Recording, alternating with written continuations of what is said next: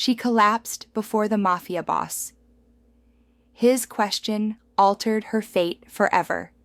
The rain hammered against the cobblestones of Chicago's South Side, turning the alley into a river of grime and forgotten dreams. Elena Russo stumbled forward, her vision blurring at the edges, each step a battle against the darkness creeping into her consciousness. 3 days without food, 2 nights without sleep, and now the weight of her choices was finally dragging her under. She'd run as far as her legs could carry her, but it wasn't far enough. It would never be far enough. The briefcase clutched to her chest felt like it weighed 1,000 pounds, though she knew it contained nothing but papers. Papers that could destroy the Marchetti crime family. Papers she'd stolen from her own brother's office. Papers that were supposed to buy her freedom. Instead, they'd painted a target on her back that glowed like neon in the darkness. Elena's knees buckled. The world tilted sideways, and she barely registered the sound of expensive shoes splashing through puddles, of car doors slamming, of voices sharp with authority cutting through the storm. She hit the ground hard. Through the haze of impending unconsciousness, she saw them, 5 men in tailored suits that probably cost more than her entire year's rent, their faces carved from stone and shadow. But it was the man in the center who made her blood run cold, even as her body surrendered to exhaustion. Dante Valentino. Even half-conscious, she recognized him from the photographs she'd studied, the warnings she'd heard whispered in dark corners. The new boss of the Valentino family, the man who'd consolidated power in the underworld with ruthless efficiency, the ghost who moved through Chicago's criminal empire like death itself. He was younger than she'd expected, perhaps 35, with dark hair swept back from a face that could have belonged to a Renaissance prince, if not for the cold calculation in his gray eyes. Those eyes found her now, studying her collapsed form with an intensity that should have frightened her more than it did. "Boss, it's a woman," one of his men said, stating the obvious. "Should we—" "I can see that, Marco." Dante's voice was smooth, educated, with just a hint of the old country buried beneath American polish.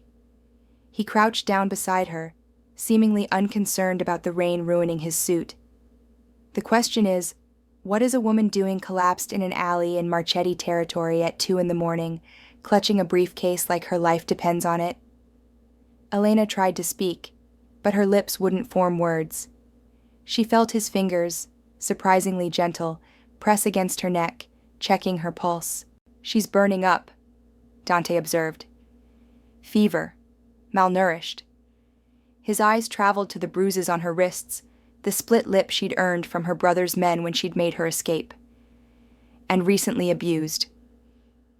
"Want me to call it in, boss? Let the Marchettis handle their own trash?" The casual cruelty of the words stung, but Elena was too far gone to react. She felt Dante's hand move to the briefcase, felt him try to pry it from her grip. Some survival instinct she didn't know she still possessed made her fingers tighten. "Interesting," Dante murmured. He leaned closer, close enough that she could smell his cologne. Something expensive and clean that had no business existing in this filthy alley. "What's in the case, Piccola? What's worth dying for?" This time, Elena managed to force words past her cracked lips. "Insurance." Insurance against what? Everything. Her eyes fluttered, darkness pulling at her consciousness. Everyone. She saw something shift in Dante's expression, a flicker of intrigue, perhaps even respect. He stood, making a decision that would alter both their fates in ways neither could yet imagine. "Bring her."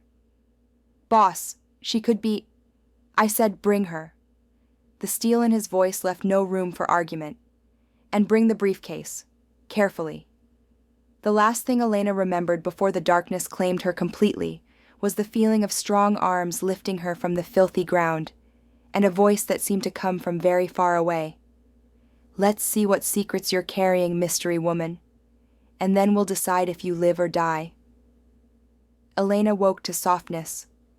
It was such an alien sensation after days of running, of sleeping in doorways and abandoned buildings, that for a moment she thought she'd died. But death she reasoned, probably didn't come with Egyptian cotton sheets and the smell of antiseptic. She opened her eyes to find herself in a bedroom that screamed wealth and taste. All dark woods and muted colors, with rain still pattering against floor-to-ceiling windows that overlooked the Chicago skyline. An IV drip fed into her arm, and someone had dressed her in clothes that weren't her own, soft pajamas that fit perfectly, as if they'd been chosen specifically for her. The briefcase sat on a chair across the room, still closed, still locked. "You're awake." Elena's head snapped toward the voice, immediately regretting the sudden movement as pain lanced through her skull. Dante Valentino sat in an armchair in the corner, so still she hadn't noticed him. He'd changed from his wetsuit into dark slacks and a white shirt, sleeves rolled to reveal forearms corded with muscle. A glass of amber liquid dangled from one hand. "Where?" "My home. You've been unconscious for 18 hours. He took a sip of his drink, watching her over the rim. "My doctor says you were severely dehydrated and malnourished. Pneumonia setting in. Another day on the streets, and you'd have been dead." Elena tried to sit up, but her body refused to cooperate. "The briefcase is exactly where you left it, locked." Dante's lips quirked in something that might have been amusement. "I could have had it opened, of course, but I found myself curious about what you'd say when you woke, if you'd be honest, or if you'd lie." "Why do you care?" "Because, Elena Russo, you've presented me with an interesting puzzle." He stood, moving with the grace of a predator, and crossed to her bedside. "You're Marco Russo's sister, the accountant who keeps the Marchetti family's books clean enough to pass IRS scrutiny while dirty enough to make them millions. You disappeared 3 days ago with something valuable enough that they've turned the city upside down looking for you." Fear spiked through her. "How did you know who you are?" Dante smiled, but it didn't reach his eyes. "I make it my business to know everyone who matters in this city. What I don't know is why Marco Russo's loyal little sister would suddenly decide to run. Why she'd risk everything, including her life, to escape." He leaned forward, and Elena found herself trapped by the intensity of his gaze. "So I'm going to ask you a question, Elena, and your answer is going to determine whether you walk out of here alive or in a body bag. Are you ready?" She swallowed hard, her mouth dry despite the IV fluids. "Yes." "Good." Dante's voice dropped to barely above a whisper. "I'm not asking what's in the briefcase. I'm not asking what you're running from. I'm asking this. What are you running to? What future are you trying to build that's worth dying in an alley for?" The question hit her like a physical blow. In 3 days of running, through all her fear and desperation, no one had asked her that, not even herself. Tears burned at the corners of her eyes. "I don't know." "Wrong answer. I don't know," she repeated, stronger this time. "Because I've never been allowed to think about it. Since I was 18 years old, I've been my brother's keeper of secrets. I've watched him hurt people, destroy lives, and I've made it all look legal on paper.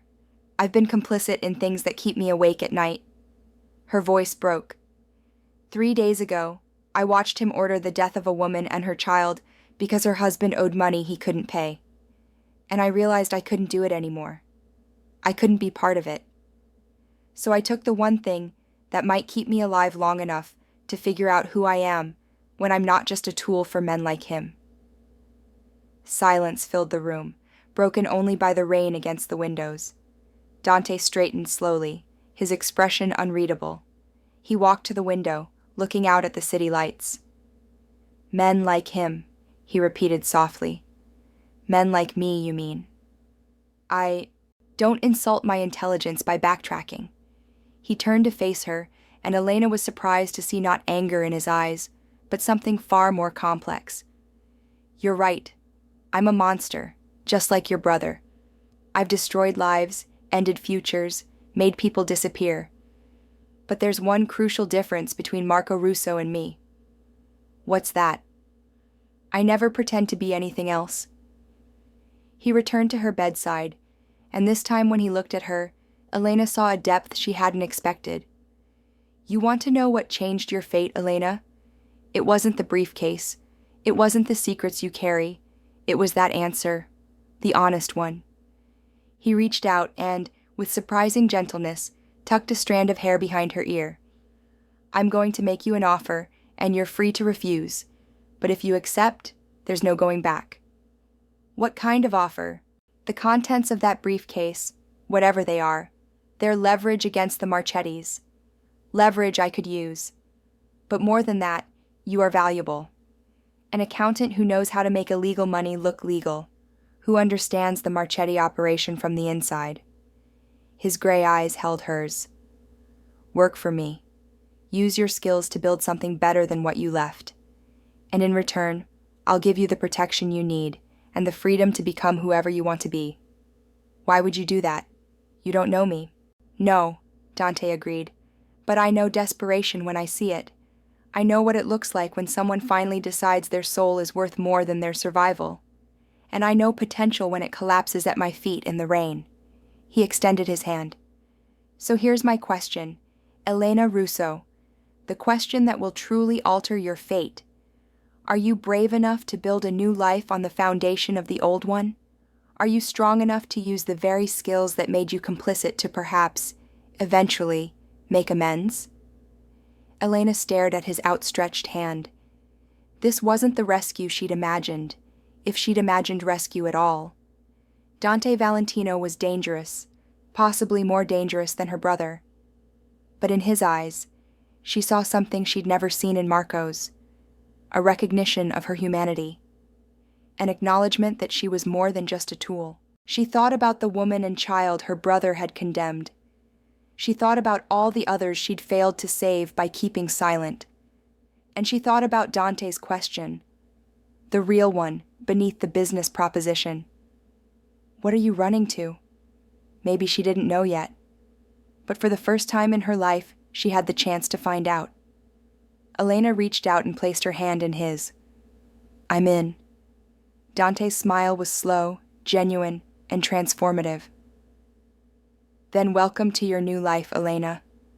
Let's see what we can build from the ashes of the old. As his fingers closed around hers, Elena realized that collapsing in that alley hadn't been the end of her story. It had been the beginning. And the question that had altered her fate forever wasn't about what she was running from, but about who she had the courage to become. The rain continued to fall outside, washing the city clean. And in that moment, Elena Russo died.